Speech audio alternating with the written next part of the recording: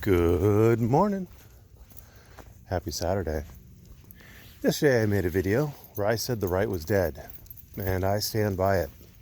I don't celebrate it though. There are some people who believe that just because I notice that the right is dead somehow means that I'm happy the right is dead, and I am certainly not. I am not right-wing by any stretch of the imagination.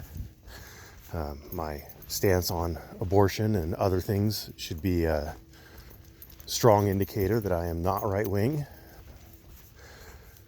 But we need the right. We absolutely 100% need the right. Anytime a single side gets hegemony, things go wrong. And they go wrong a lot faster.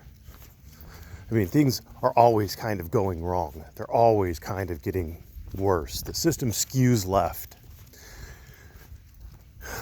The left has control of all of our social institutions. The left has control of the media. Hollywood is very left. I mean, you're just bombarded by the left all day, every day.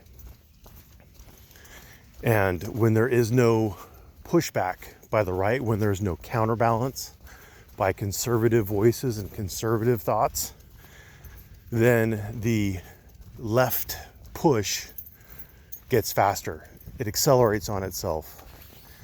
That's why when you go and look at the Democratic primaries, it's a bunch of people screeching about things that are socialist. I mean, as far left as you could possibly get. They're screeching for pure socialism at the primaries.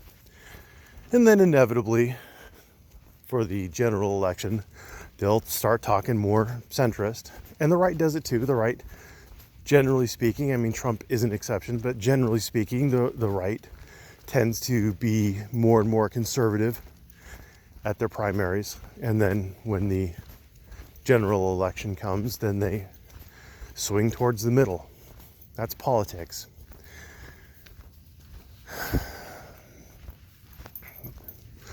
But politics and society are not exactly the same. They're different, which again is why right now, as we speak, the Democrats, who do not have control over at least the federal government, are winning. They're controlling the narrative. And that's a bad thing, because Democrats controlling the narrative means that bad ideas, democratic bad ideas, get implemented. Abandoning police departments or abolishing police departments, which I guess is not necessarily better. They're talking about abolishing courts, talking about abolishing prisons. I mean, I'm not a huge fan of the way our prison system is run right now, but there are bad people.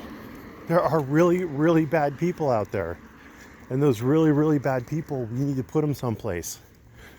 Rapists and murderers and Earl David Wardens, they need to go somewhere before they hurt more people.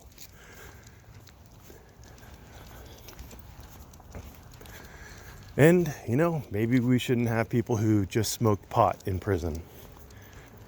That would also be a good thing. But anyway, I digress. When you leave the left alone without any pushback, bad things happen. You could see it in major metropolitan areas that have been Democrat strongholds for decades now, half a century. Unless there is a huge wealth base, unless there is a lot of money there to support them, and usually that lot of money is propped up by social institutions like news or technology, things like that. Unless they have that massive wealth base to support them, it just crumbles and turns into garbage. The cities that they have hegemony over are garbage. It's only the cities that are either contested or right-leaning that seem to remain prosperous until they hit that critical point when Democrats take over again and have hegemony. So I'm not saying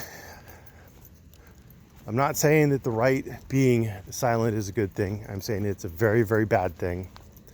I'm not saying I'm right wing, because I'm not right wing. I'm not terribly conservative. Every day, 3 attorneys go to lunch from my firm. I am the moderate.